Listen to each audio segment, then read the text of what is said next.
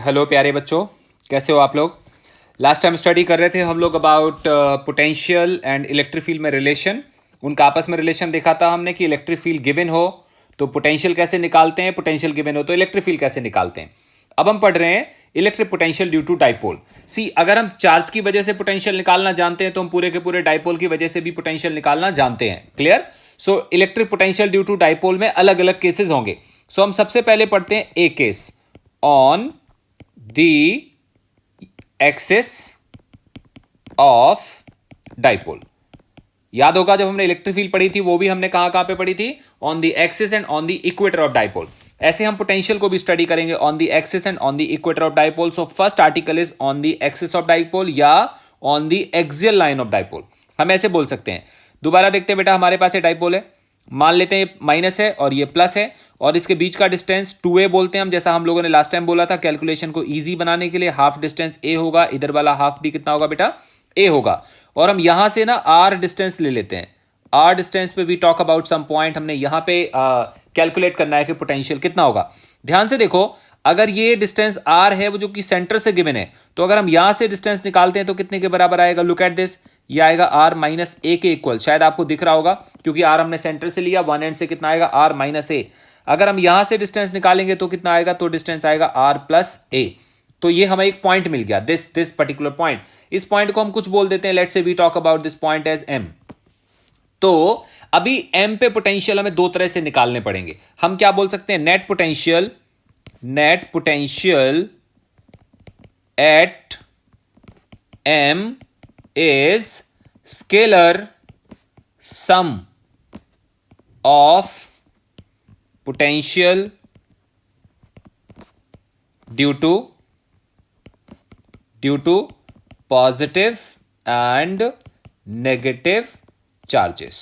मतलब अगर हमने m पे पोटेंशियल कैलकुलेट करना है तो वो क्या आएगा, net potential at m is scalar sum of potential due to positive and negative charges. As हमसे बात करी जाए m पे कितना पोटेंशियल आएगा, तुम बोलोगे Vm आएगा एंड ये कितने के इक्वल होगा, ये होगा V plus plus V minus. बेटा इसका क्या मतलब है, V प्लस का क्या मतलब हुआ, ड्यू टू पॉजिटिव चार्ज, और V माइनस का क्या मतलब हुआ, ड्यू टू नेगेटिव चार्ज। ध्यान से देखो, V प्लस हम कैसे निकालेंगे बेटा, ध्यान दो।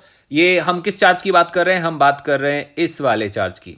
इस वाले चार्ज से m तक का कितना डिस्टेंस है, r है कि r minus A, this is r minus A. और जब हम v नेगेटिव की बात करेंगे तो हम किस चार्ज की बात कर रहे हैं, हम इस चार्ज की बात कर रहे हैं। यहां से m तक का डिस्टेंस कितने के बराबर है, r प्लस a के बराबर है। इसका मतलब we have to calculate both as v plus equal to k q upon r minus a plus k। याद है आपको, पोटेंशियल में हम चार्ज का साइन कंसीडर करते हैं, तो k minus Q divided by क्या लिखेंगे बेटा, r प्लस ए। इतना आपको समझ में आ रहा है। इसको हम सिंप्लीफाई करते हैं तो हमारे पास क्या वैल्यू आएगी, v net is equal to के क्यू बाहर आ जाएगा। अंदर हम क्या लिखेंगे, अंदर आएगा 1 upon r minus a minus 1 upon क्या लिखेंगे बेटा, r plus a. Now this is equal to के क्यू, न्यूमरेटर में आएगा r प्लस ए माइनस क्या लिखेंगे हम, r minus a divided by क्या आएगा, आर स्क्वायर माइनस ए स्क्वायर। ध्यान से देखो, ऊपर क्या बचेगा, ऊपर बचेगा k इंटू अलग कर देता हूं मैं, q अलग पहले लिख देता हूं, k into q into 2a divided by r square minus A square. You know q into 2a क्या होगा बेटा, this is called dipole moment p, so this is k P upon are square minus A square, this is called net potential. एक और काम कर सकते हैं हम ऐसे बोल सकते हैं, if a is very very less than r। ये कब हो सकता है, जब डाइपोल कैसा हो, डाइपोल हो वेरी शॉर्ट, है ना। वेरी शॉर्ट या शॉर्ट डाइपोल के केस में हम क्या बोलते हैं कि उसकी लेंथ डिस्टेंस के कंपैरिजन में बहुत बहुत छोटी आएगी। अगर ऐसा होगा तो बेटा हम क्या लिखेंगे, R square minus A square is nearly equal to क्या, आर स्क्वायर। अगर हम ऐसा करते हैं तो v की वैल्यू कितनी आ जाती है, v comes out K P upon are square is our value. आपको समझ में आ गया, ये हमारे पास पोटेंशियल निकल के आया कहां पे, on the axis of dipole. ये ऊपर वाला केस हम बहुत ध्यान से समझना है, ये ऊपर वाला केस हम किसके लिए यूज कर सकते हैं, short as well as long dipole. लेकिन स्पेसिफिकली ये डाइपोल, ये वाला फॉर्मूला हम कब यूज करेंगे, जब डाइपोल कैसा होगा बेटा, बड़ा होगा कि छोटा होगा, वेरी वेरी शॉर्ट होगा, तब यूज करेंगे, नहीं तो यूज नहीं करेंगे। बहुत सही। चलो हम आगे चलते हैं। अब हम बात करते हैं बी पॉइंट की। अभी हम ए पॉइंट की बात कर रहे थे। Now we talk about B point on the equatorial. याद है हम लोग ऐसा लास्ट टाइम इलेक्ट्रिक फील्ड में बात करते थे, इक्वेटोरियल लाइन ऑफ डाइपोल, तो अभी हमने बात करना है इक्वेटोरियल लाइन ऑफ डाइपोल पे कि पोटेंशियल कितना होगा। सो इक्वेटोरियल लाइन क्या होती है बेटा, हमें याद है, we had this minus, we had this plus, and दोनों के बीच का गैप कितना आएगा 2a, हाफ कितना होगा a, अदर हाफ कितना होगा a। और हमने कहां पे बात करनी, हमने यहां बात करनी है एट दिस डिस्टेंस, कितना है ये, r के इक्वल है। एक काम करेंगे, इस वाले पॉइंट को हम कुछ बोल देते हैं ऐसे रफली n बोल देते हैं। तो पोटेंशियल अगर n पे निकालना है तो किसकी वजह से आएगा, नेगेटिव वाले की वजह से भी आएगा और पॉजिटिव वाले की वजह से भी आएगा। एक काम करते हैं, वैसे तो मैं डायरेक्ट आंसर बता सकता हूं, आपको सामने दिख भी रहा होगा शायद, बट हम फिर भी सॉल्व करते हैं। इसको हम लिखेंगे under root of are square plus a square, और बेटा इसको भी कितना लिखेंगे, under root of are square plus a square. अभी हम क्या बोल रहे होंगे, हम बोलेंगे net potential at N is क्या, v प्लस v माइनस। मतलब अब पॉजिटिव चार्ज का पोटेंशियल भी लेना पड़ेगा और नेगेटिव का भी लेना पड़ेगा। ध्यान दो, पॉजिटिव से डिस्टेंस और नेगेटिव से डिस्टेंस इक्वल है कि डिफरेंट है, इक्वल है। पोटेंशियल भी कैसे आएंगे, सेम आएंगे, लेकिन एक का प्लस आएगा दूसरे का माइनस आएगा। वैसे हमें साफ साफ आंसर दिख रहा है कि एन पे नेट पोटेंशियल 0 आएगा, बट हम फिर भी सॉल्व कर लेते हैं। हम लोग क्या बोल रहे होंगे बेटा, V N equal to V plus V minus, and that equal to के क्यू अपॉन, क्या लिखेंगे हम, याद है आपको फॉर्मूला, के क्यू अपॉन आर होता है ना किसी चार्ज की वजह से, तो वो आएगा under root of are square plus a square plus k minus q upon are square plus a square का अंडर रूट। एंड आपको दिख रहा है एक पार्ट पॉजिटिव, दूसरा पार्ट नेगेटिव, आंसर क्या आ रहा है, 0 आ रहा है। इससे हम क्या लिख सकते हैं लाइन, हम लिख सकते हैं on equatorial line of dipole electric potential is कितना बेटा, 0। बट मैं एक लाइन एक्स्ट्रा ऐड कर देता हूं, बट इलेक्ट्रिक फील्ड, याद करो, इलेक्ट्रिक फील्ड इज नॉट 0। याद है आपको, इक्वेटोरियल लाइन के ऊपर इलेक्ट्रिक फील्ड 0 नहीं आती थी, लेकिन इलेक्ट्रिक पोटेंशियल कैसा हो रहा है, 0 के बराबर आ रहा है। दोनों बातें आपको समझ में आ गई। एक्सियल लाइन पे 0 नहीं आएगा, लेकिन इक्वेटोरियल लाइन पे 0 आएगा। एक काम करते हैं, हम एक और आर्टिकल करते हैं, and that is C point, और हम लिखते हैं यहां पे आर्टिकल में electric potential on general point of dipole. बेटा याद करो जनरल पॉइंट, हम लोगों ने ये वाला आर्टिकल भी पहले पढ़ा था, लेकिन इलेक्ट्रिक फील्ड के लिए पढ़ा था। What is general point, general point can be this, कि हमारे पास एक डाइपोल होगा, देखो हमारे पास एक डाइपोल होगा, दोबारा ऐसे minus and plus, and we talk about general point. At that general point is, suppose करो दैट इज समवेयर यहां पे, क्लियर। अच्छा हम क्या मानते हैं, ये सेंट्रल पॉइंट है, डाइपोल का सेंटर है। अच्छा ऐसा करते हैं, हम इसको ए मान लेते हैं, सही है, ऐसे रफली मान लेते हैं, इसको हम बी मान लेते हैं। अच्छा इसको हम मान लेते हैं लेट अस से कोई पी पॉइंट, जहां पे हमने क्या कैलकुलेट करना है, पोटेंशियल कैलकुलेट करना है। अच्छा ये वो डिस्टेंस है, दिस इज दैट डिस्टेंस जहां पे हमने पोटेंशियल कैलकुलेट करना है। अच्छा ये एंगल भी तो गिवन होगा ना बेटा, ये एंगल गिवन है लेट से थीटा, बहुत अच्छी बात है। अच्छा एक काम और करते हैं, हम एक काम करते हैं कि हम अज्यूम कर लेते हैं कि यहां से वहां तक का डिस्टेंस है कुछ r1, सही रहेगा, और यहां से वहां तक का डिस्टेंस है कुछ r2, यहां तक शायद ठीक है। अच्छा एक और बात, थोड़ी सी मैथमेटिक्स लगानी पड़ेगी। अगर ये डाइपोल बहुत छोटा होगा, हम लाइन लिखते हैं, लाइन ऐसे लिखेंगे हम, इफ डाइपोल इज स्मॉल। अगर डाइपोल छोटा होगा तो ए और बी के बीच का डिस्टेंस ज्यादा होगा कि कम होगा, ए और बी के बीच का डिस्टेंस कम होगा। अगर ऐसा होगा ना, तो अगर हम यहां से इस वाले पॉइंट से परपेंडिकुलर डालें, कहां से, बी पॉइंट से परपेंडिकुलर डालें, कहां पे फॉल होगा, बी पॉइंट से परपेंडिकुलर फॉल होगा एम के ऊपर। अगर हम ऐसा करें तो आपको मैथमेटिक्स मालूम होगी, आपको ज्योमेट्री पता होगी। ऐसे वाले केस में जब डाइपोल इज शॉर्ट या डाइपोल इज स्मॉल, तो इस केस में जब हम बी पॉइंट से इस वाले एम पॉइंट पे परपेंडिकुलर डालते हैं तो this length and this length comes out, क्या होता है, सेम आता है। If dipole is small then BP is approximately equal to MP। आप ये जानते हैं BP क्या होगा, MP के अप्रोक्सीमेटली स्मॉल होगा, अप्रोक्सीमेटली इक्वल होगा। तो अगर कोई हमसे बोले कि इतना क्लियर हो गया आपको, दोबारा हम बात करते हैं। इन ट्रायंगल BCM, आपको दिख रहा था ध्यान से, यहां पे राइट एंगल ट्रायंगल बन रहा है। अच्छा एक और चीज, ये डिस्टेंस कितने के बराबर होगा, ये A के बराबर होगा। इस ट्रायंगल में अगर हम cos थीटा कैलकुलेट करें तो cos थीटा कितने के इक्वल आएगा बेटा, देखो cos थीटा आएगा base upon hypotenuse. What is base, CM upon CB, that equal to CM divided by what, A। यहां से CM कितना निकलेगा, यहां से CM निकलेगा A cos थीटा। कितना निकल आया, A cos थीटा। तो अगर हम यहां से R1 निकालें, R1 CM कैलकुलेट हो गया। अब अगर हम यहां पे, मैं यही लिख देता हूं अदरवाइज थोड़ा समझने में दिक्कत आएगा। अगर हम निकालें यहां पे R1 इज इक्वल टू, तो क्या लिखोगे आप, R1 is equal to BP and that is also equal to MP and that is equal to CP minus CM। Can you see this, R1 को अभी अभी हमने क्या बोला, जो R1 होगा वो अप्रोक्सीमेटली इक्वल टू MP होगा, और वो कितने किसके बराबर आएगा, CP माइनस CM के इक्वल आएगा।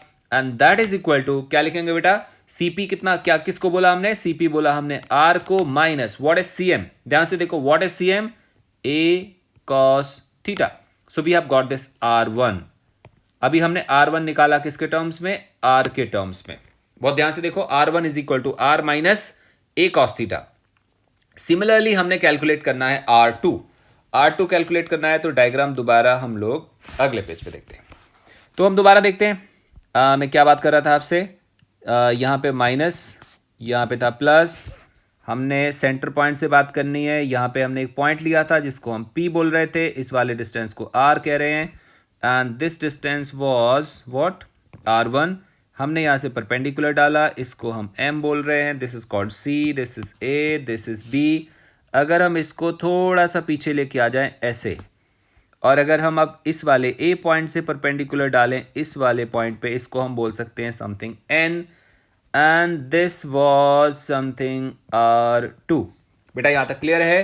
तो आप ध्यान से देखो, दोबारा से हम देख सकते हैं, this angle was theta, this angle is also theta.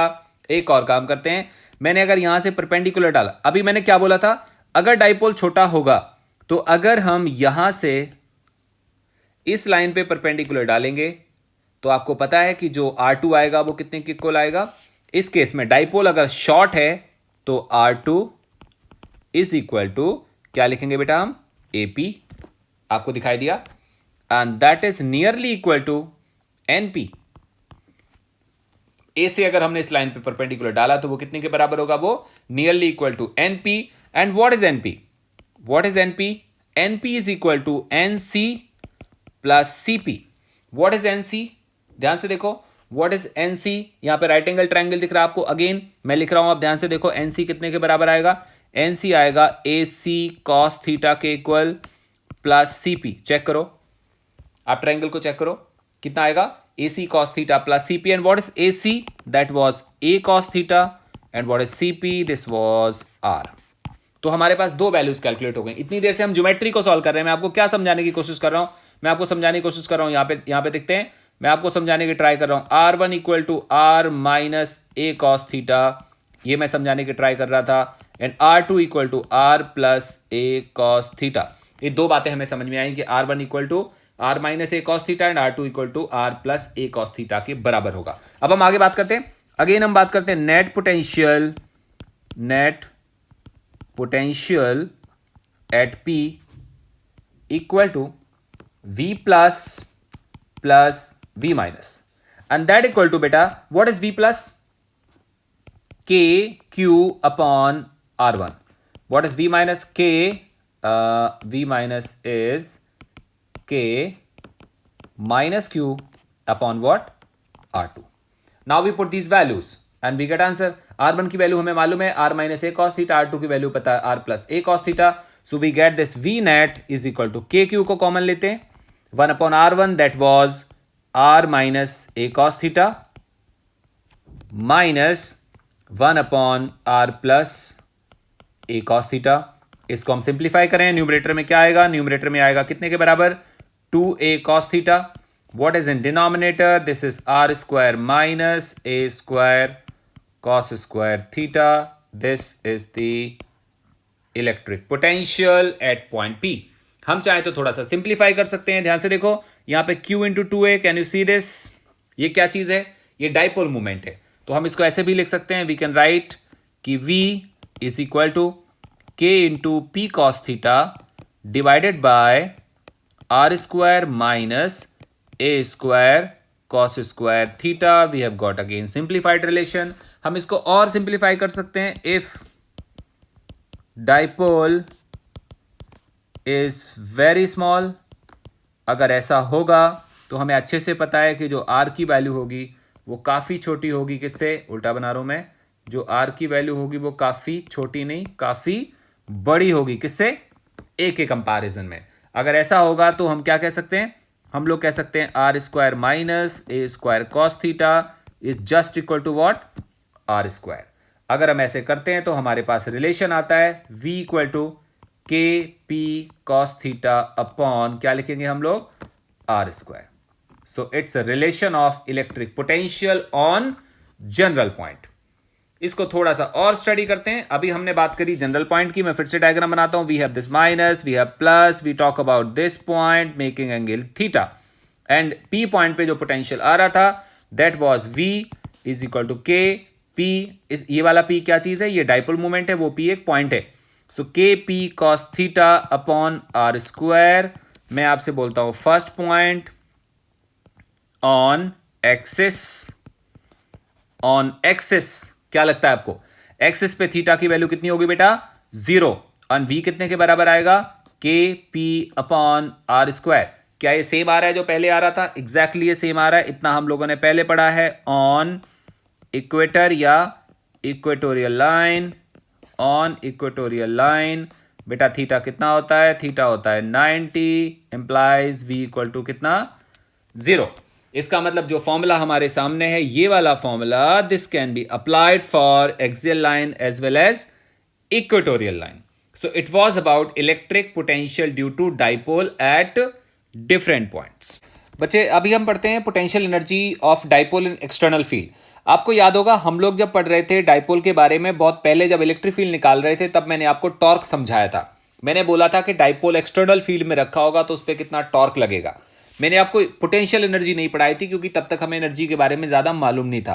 अब हम पढ़ने वाले हैं potential energy of a dipole in external field. Understand करो, ये हमारे पास एक फील्ड है और इसमें एक डाइपोल रखा है। वो देखो कई तरीके से रख सकते हैं, हम ऐसे भी रख सकते हैं और हम ऐसे भी रख सकते हैं कि ये लेट्स से ऐसे परपेंडिकुलर रखा हुआ है, हम ऐसे भी रख सकते हैं और हम कुछ उल्टा भी रख सकते हैं। मतलब वी कैन अज्यूम कि यहाँ पे आगे इलेक्ट्रिक फील्ड एक्सटेंडेड है और सपोज करो डाइपोल को हमने ऐसे रख दिया, ऐसे माइनस इस तरफ है प्लस इस तरफ है, मतलब कुछ भी कर सकते हैं, हम अलग अलग सिचुएशन में रख सकते हैं, ऐसे कुछ हो सकता है।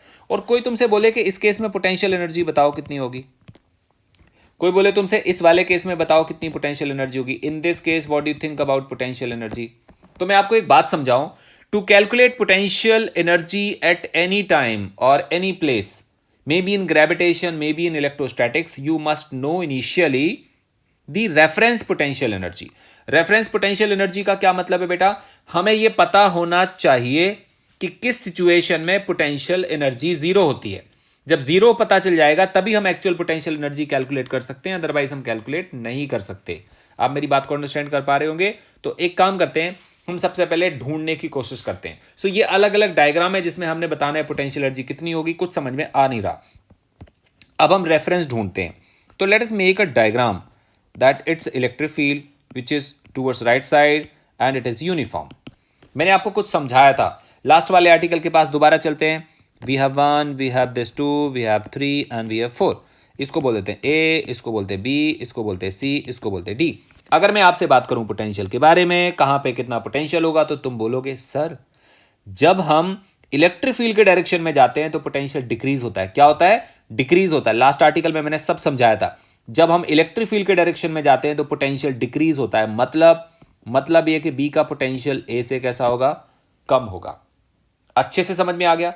एक और बात, जब हम इलेक्ट्रिक फील्ड के डायरेक्शन में जाते हैं तो पोटेंशियल डिक्रीज होता है।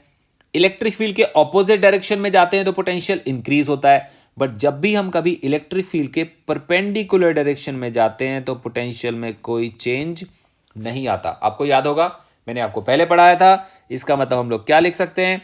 हम लिख सकते हैं potential at C equal to potential at D. बहुत अच्छी बात है। इतनी बात समझ आ गई, इसको हम लॉक कर देते हैं। दूसरी बात समझने की ट्राई करते हैं। अगर मैं आपसे बोलूं कि पोटेंशियल क्या होता है तो तुम बोलोगे सर पोटेंशियल होता है, इसकी बहुत सारी डेफिनेशन है अलग अलग। हम इसको बोल सकते हैं potential energy per unit charge. बेटा याद आया? ऐसे भी पढ़ाया था मैंने, अलग अलग टाइप से पढ़ाया था। उसमें से एक टाइप ये भी है कि potential energy potential equal to potential energy per unit charge. तो हम क्या बोल सकते हैं? हम बोल सकते हैं potential energy equal to q into V, जहां पे क्यू क्या है? क्यू है किसी पॉइंट, किसी बॉडी का चार्ज, एंड वी क्या चीज है? वी उसी बॉडी का पोटेंशियल नहीं है, वी उस प्लेस का पोटेंशियल है। मैं आपको लिखवाता हूं, क्या है ये? Charge of any body. And V क्या चीज है? वी है potential of that place. Of that place, कौन सा place? Where charge is placed. बेटा समझ में आया? V क्या चीज है? V है potential of that place where charge is placed. And Q क्या चीज है? Charge of any body. Any body मतलब जो बॉडी का चार्ज, जो बॉडी वहां पे रखी होगी। चलो ऐसे करते हैं हम, फिर आगे चलते हैं। ये समझाना है तो मैं आपको प्रॉपर तरीके से समझाता हूं। सपोज करो कि यहां का पोटेंशियल है V1, यहां का पोटेंशियल है V2 और यहां का पोटेंशियल है V3। और एक चार्ज को हमने, this point is let's say A, this point is let's say नहीं A नहीं, this point is B and this point is C। अब ये पोटेंशियल कहां से आया हमें नहीं पता, ये डेवलप कैसे हुआ मालूम नहीं।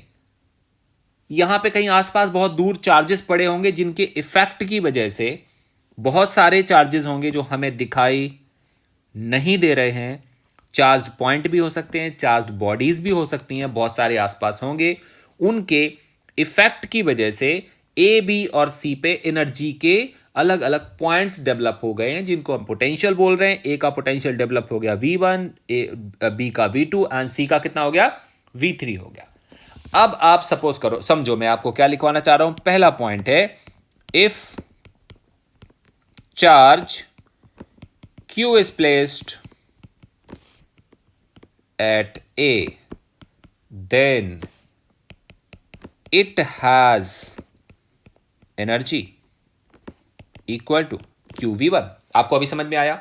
मतलब अगर हम किसी चार्ज को उठा के एक पर्टिकुलर पोटेंशियल पॉइंट के पास रख देंगे तो उसके पास एनर्जी कितनी आ जाएगी? Q इंटू V1 के बराबर आ जाएगी। Second point, if charge Q is placed at B, then it has energy equal to कितना? QV2। एंड सिमिलरली अगर हम C पे रखेंगे तो एनर्जी कितनी आ जाएगी? Q into V3। में लाइन नहीं लिखवा रहा बट आपको समझ में आ गया होगा। बेटा इतना क्लियर है? पहले इसको दिमाग में जाने दो। अच्छे से क्लियर हो गया? अब हम बात करते हैं आगे। अब हम यहां पे लाइन लिखेंगे, डाइपोल इन एक्सटर्नल फील्ड। इसकी बात करेंगे हम। अभी हम चार्जेस की बात करें तो हम डाइपोल की बात करेंगे। और वो देखो ये वाला सिचुएशन है। इस सिचुएशन में हमने डाइपोल को ऐसे रखा हुआ। बेटा मान लेते हैं यहां पे प्लस चार्ज है और मान लेते हैं यहां पे माइनस चार्ज है। एक बात ध्यान दो बेटा, अभी अभी मैंने समझाया था अगर यहां का पोटेंशियल V होगा तो यहां का भी कितना होगा? V होगा। क्लियर हुआ? क्योंकि ये परपेंडिकुलर रखे हैं, दोनों पॉइंट पे पोटेंशियल की वैल्यू सेम होगी। तो हम क्या कह सकते हैं? Total potential energy of dipole equal to, क्या लगता है बेटा कितना आएगा? प्लस वाले की वजह से आएगा प्लस Q इंटू V। आपको समझ में आया? प्लस का साइन बनाएंगे, माइनस क्यू इंटू वी, क्योंकि पोटेंशियल कैसा है, स्केलर क्वांटिटी है, इसलिए हमें चार्जेस का प्रॉपर साइन यूज करना पड़ेगा। तो पॉजिटिव चार्ज की वजह से प्लस पोटेंशियल, नेगेटिव चार्ज की वजह से कैसा आएगा, नेगेटिव पोटेंशियल। नेट आंसर कितना आ रहा है, 0 आ रहा है। इससे क्या समझ में आया, इससे समझ में आया हमें एक बढ़िया सा नोट, और वो नोट क्या था, if dipole is placed perpendicular to electric field, comma, its total potential energy is how much, 0। बहुत अच्छी बात है। और जिस पॉइंट पे पोटेंशियल एनर्जी 0 होती है उसी को हम क्या बोलते हैं, रेफरेंस पॉइंट बोलते हैं। जैसे आपको याद है 2 पॉइंट चार्जेस के केस में हम क्या बोलते थे, हम बोलते थे जब 2 पॉइंट चार्जेस एक दूसरे से इनफाइनाइट सेपरेशन पे होंगे तो उनके बीच में पोटेंशियल एनर्जी होगी 0, और उसी को हम क्या नाम देते थे, उसी को हम रेफरेंस नाम देते थे। यहां पे रेफरेंस किसको बोलेंगे, जब dipole perpendicular to electric field रखा होगा तो इस टाइम पे पोटेंशियल एनर्जी कितनी होगी बेटा, 0 होगी। बहुत अच्छी बात है। एक बात बताओ, कुछ याद करो, हम लोग पढ़ते थे कि, चलो पहले डायग्राम बनाता हूं। सपोज करो ये इलेक्ट्रिक फील्ड है अगेन, और डाइपोल ऐसे रखा है, देखो ए ऐसे रखा हुआ, प्लस एंड माइनस, एंड ये सेंटर है, सपोज करो ऐसे रेफरेंस लाइन खींच देता हूं मैं, and this makes angle theta at this point of time. Clear है बेटा? अगर मैं आपसे पूछूं कि ये ट्रांसलेशन का केस होगा कि रोटेशन का, तो आप में से बहुत सारे लोगों को +1 का रोटेशन भूल गया होगा, तो बच्चे कहते हैं समझ में तो आया नहीं। मैंने कहा मैं बताता हूं। प्लस वाले पे फोर्स लगेगा इधर, याद करो बेटा कितना, QE के बराबर, और माइनस वाले पे किधर फोर्स लगेगा, बैक में, और वो भी कितना लगेगा, QE। अगर मैं तुमसे बोलूं नेट फोर्स कितना आएगा, तो आंसर क्या आएगा, 0, क्योंकि जितना प्लस है उतना माइनस है। मतलब ऐसे वाले केस में ट्रांसलेशनल मोशन पॉसिबल नहीं है। हाँ, लेकिन याद होगा आपको, ऐसे केस में टॉर्क आएगा, 0 तो नहीं आएगा ना, दिस इज नॉट 0। याद करो मैंने पहले आपको आर्टिकल पढ़ाया था, जब मैंने पढ़ाया था कि dipole is an external field, वहां पे बहुत सारी चीजें पढ़ाई थी, उसमें से एक टॉर्क भी पढ़ाया था, and this torque was coming out PE sin theta. एक बात बताओ, ये टॉर्क सिस्टम लगा रहा है कि एक्सटर्नल एजेंट लगा रहा है, एक्सटर्नल एजेंट लगा रहा है कि सिस्टम लगा रहा है? This torque is being applied by the system. या सिस्टम किसको बोल रहे हैं हम, इलेक्ट्रिक फील्ड को बोल रहे हैं। So this torque is being applied by the system. आप इमेजिन करो, अगर तुम एक पल के लिए, एक मोमेंट के लिए जैसे डाइपोल को छोड़ोगे, ये यहीं खड़ा रहेगा कि घूम जाएगा? सोचो, अगर तुम इस एक मूवमेंट के लिए इस डाइपोल को अपने हाथ से छोड़ दो, अभी आपने किसी ना किसी चीज से पकड़ा होगा, नहीं तो ये ऐसे रहने वाला नहीं है। The moment you release it will rotate. पता किधर को रोटेट करेगा, ये ऐसे रोटेट करेगा, इस वाले डायरेक्शन में रोटेट करेगा। क्लॉकवाइज में कि एंटी क्लॉकवाइज में? क्लॉकवाइज में। क्यों रोटेट करेगा? क्योंकि सिस्टम क्या लगा रहा है, टॉर्क लगा रहा है। तो हम एक लाइन लिख देते हैं, लाइन क्या होगी, if dipole is released, comma, it will rotate along clockwise। CW मतलब along clockwise। इतना क्लियर है? अच्छा, अगर क्लॉकवाइज में घूमेगा तो हम क्या बोलेंगे, कौन काम कर रहा है, एक्सटर्नल एजेंट काम कर रहा है कि सिस्टम काम कर रहा है? तो तुम बोलोगे इन दिस प्रोसेस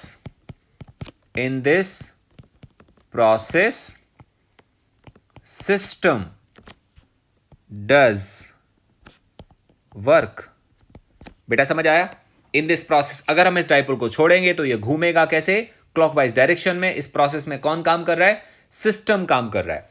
क्लियर हुआ? और अगर हम सिस्टम के वर्क की बात करें, याद होगा आपको ट्रांसलेशन में हम पढ़ते थे DW is equal to F.ds। याद होगा आपको, हम ये भी पढ़ते थे, और हम ऐसे भी पढ़ते थे DW equal to torque dot d theta. हम यहाँ पे कौन सा फॉर्मूला लगाने वाले हैं, फर्स्ट वाला कि सेकंड वाला? ये वाला एप्लीकेबल नहीं है, क्योंकि डाइपोल पे नेट फोर्स कितना आ रहा है, 0 आ रहा है। तो हम कौन सा फॉर्मूला लगाएंगे, हम ये वाला फॉर्मूला लगाएंगे। आपको क्लियर हो रहा है? In this process system does work, and वो आएगा DW equal to torque into d theta. आगे चलते हैं हम। तो ये देखते हैं हम, अभी प्रीवियस केस में हम लोगों ने डाइपोल को घुमाया था क्लॉकवाइज डायरेक्शन में, और हमने नहीं घुमाया था, सिस्टम खुद से घुमा रहा था। यहां देखो डाइपोल को हम किधर घुमा रहे हैं, उल्टे डायरेक्शन में घुमा रहे हैं। कौन घुमाएगा? सिस्टम घुमाएगा कि एक्सटर्नल एजेंट रोटेट करेगा? इस वाले केस में एक्सटर्नल एजेंट रोटेट करेगा। ध्यान से समझो, अगर हम इस डाइपोल को स्लोली स्लोली रोटेट करेंगे तो एक्सटर्नल एजेंट को उतना टॉर्क लगाना पड़ेगा जितना सिस्टम इसका अपोज कर रहा है। सिस्टम इस डाइपोल को क्लॉकवाइज में घुमाने की ट्राई कर रहा है और हम लोग कहां पे घुमा रहे हैं? एंटी क्लॉकवाइज डायरेक्शन में घुमा रहे हैं। तो हमें एग्जैक्टली उतना टॉर्क लगाना पड़ेगा जितना सिस्टम क्लॉकवाइज डायरेक्शन में घुमाने के लिए लगाना पड़ रहा था। देखो मैंने लाइन पहले से लिखी है, if dipole is rotated along anti clockwise direction then torque is applied by external agent and magnitude of this torque is also equal to how much? P sin theta। तो अगर मैं आपसे बात करूं कि हम कैलकुलेट करें dw एक्सटर्नल, एक्सटर्नल एजेंट कितना काम करेगा? एक्सटर्नल एजेंट काम करेगा torque of external into d theta. ध्यान से देखो बेटा, जिधर को वो एक्सटर्नल एजेंट टॉर्क लगा रहा है, टॉर्क किधर को लगा रहा है? एंटी क्लॉकवाइज की तरफ, और एंगुलर डिस्प्लेसमेंट भी किस तरफ हो रहा है? उसी डायरेक्शन में हो रहा है। तो इन दोनों के बीच में एंगल कितना आएगा? 0 डिग्री आएगा। तो torque external D theta into क्या लिखेंगे हम लोग बेटा? कॉस 0। एंड एक्सटर्नल एजेंट का टॉर्क भी सिस्टम के टॉर्क के बराबर होगा, या ऐसे बोल सकते हैं उससे बहुत थोड़ा सा ज्यादा होगा। थोड़ा कितना? वेरी वेरी माइन्यूट, जिसकी कोई कैलकुलेशन नहीं है। सो वील कंसीडर इक्वल होगा, एंड हम क्या बोलेंगे इसको? P sign theta into d theta. And एक चीज हमें अच्छे से पता है, एक्सटर्नल एजेंट जितना काम करेगा वो कहां चला जाएगा? वो सिस्टम की पोटेंशियल एनर्जी के फॉर्म में जाएगा। सो डी डब्ल्यू एक्सटर्नल इक्वल टू क्या लिखेंगे हम? डी यू लिखेंगे, और डी यू कितने के इक्वल आएगा? P E sine theta into d theta. Now integrate, उससे हमारे पास वैल्यू कैलकुलेट होगी। तो हम यहाँ पे लिखेंगे d U is equal to क्या लिखेंगे? पी ई ब्रैकेट में क्या आएगा? Sine theta into, sorry integral में आएगा sine theta into d theta. Now we put limit. कैसे रखेंगे?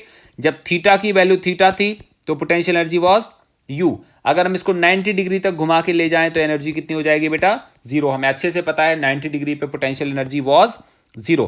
डी यू का इंटीग्रेशन, यू लिमिट रखेंगे यू से लेके 0 तक, that equal to P E sine theta का इंटीग्रेशन आएगा माइनस कॉस थीटा, लिमिट रखेंगे थीटा से कहां तक बेटा? 90 तक। लेफ्ट हैंड साइड की लिमिट कितनी आएगी? 0 minus U is equal to, sorry is equal to हम क्या लिखेंगे? पीई, और यहाँ पे आएगा माइनस कॉस 90। आई थिंक क्लियर हो रहा होगा। लिमिट चेंज करेंगे तो यहाँ आएगा plus cos how much? Theta. पहले अपर लिमिट रखेंगे माइनस लगा के, लोअर लिमिट रखेंगे। लेफ्ट हैंड साइड में आएगा minus U is equal to how much? PE cos 90 0 plus cos theta. यहाँ से वैल्यू आ जाती है U equal to minus PE cos theta. ये हमारे पास पोटेंशियल एनर्जी का फॉर्मूला आ गया फॉर डाइपोल। अब हम इसको ऐसे देखते हैं, हम लिख सकते हैं u equal to again minus P E cos theta. ध्यान से देखो, ये क्या चीज होता है? ये होता है वेक्टर। आपको याद होगा ये क्या चीज होता है? ये होता है वेक्टर। आपको याद होगा ये क्या चीज होता है? ये होता है स्केलर। हमें मालूम है जब दो वेक्टर को मल्टीप्लाई करें और स्केलर मिलता है तो ऐसे प्रोडक्ट का क्या नाम देते हैं? ऐसे प्रोडक्ट को हम बोलते हैं डॉट प्रोडक्ट या स्केलर प्रोडक्ट। ये हमारे पास बेटा फॉर्मूला आ जाता है किसका? डाइपोल का, जो इलेक्ट्रिक फील्ड में रखा हुआ है उसकी पोटेंशियल एनर्जी का। एक काम करते हैं, हम एक एग्जांपल कर लेते हैं। सपोज करो हमारे पास ये इलेक्ट्रिक फील्ड है, this electric field E equal to 100 newton per coulomb. हमारे पास एक डाइपोल है माइनस एंड प्लस, और इसकी लेंथ को मान लेते हैं हम कितने? एल के बराबर, जहां पे एल सपोज करो 1 मिलीमीटर के इक्वल है, और इस पे जो चार्जेस हैं उनको बोलते हैं minus Q and plus Q. And Q की वैल्यू मान लेते हैं हम 10 पावर -3 कूलम के बराबर। आपको क्लियर हो गया? कोई हमसे कहता है find potential energy of dipole. कोई हमसे ऐसे पूछता है कि find potential energy of dipole, तो आप क्या बोलोगे? आप बोलोगे पोटेंशियल एनर्जी ऑफ डाइपोल आएगी u equal to minus P E cos how much? 0, that equal to minus P को क्या बोलेंगे हम? q into length into E, that equal to minus q को अभी हमने कितना लिया? 10 पावर -3। बेटा l को हमने कितना लिया है? l को लिया हमने l को कितना लिया है? Let me check. l को लिया हमने 1 millimetre, that is also 10 power -3। तो यहाँ पे आएगा 10 पावर -3। e को हमने कितना लिया? 100। So this comes out minus 10 power -4। How much? Unit आएगी बेटा जूल में। So this is potential energy of dipole. कब? जब वो इलेक्ट्रिक फील्ड के पैरेलल रखा हो. We have another example. Suppose करो वी हैव दिस डाइपोल. ऐसे है, इलेक्ट्रिक फील्ड ऐसे दी हुई है. Dipole is like this, minus and plus, making angle 60 degree. And कोई हमसे बोलता है ई है और डाइपोल मोमेंट पी के बराबर है. एंड कोई हमसे बोलता है find potential energy of this dipole. तो तुम क्या बोलोगे? E equal to minus P dot E. जब आप इसको ओपन करोगे तो क्या लिखोगे? Minus P E cos. आप बोलो हाउ मच? 60 और different? It is not 60. Actually direction of electric field is right side, direction of dipole movement is along this side. तो दोनों के बीच का एंगल कौन सा होगा? ये वाला. और ये कितने के इक्वल है? 120. So this comes out minus P E cos 120. I think आपको क्लियर हो रहा होगा. और यहां से वैल्यू आएगी u equal to minus P E cos 120 हमें मालूम है, minus half. So this value becomes p e by 2 is potential energy. So आज के टॉपिक में हम पढ़ रहे थे डाइपोल की वजह से पोटेंशियल, डाइपोल की पोटेंशियल एनर्जी जब वो एक्सटर्नल फील्ड में रखा हो. तो बेटा ये लेक्चर आप अच्छे से करो. Thank you so much. Next lecture में हम लोग पढ़ेंगे इक्वी पोटेंशियल सरफेसेस. बहुत इंपॉर्टेंट टॉपिक है. सो तब तक के लिए आप बस पढ़ते रहो. Thank you. Bye bye.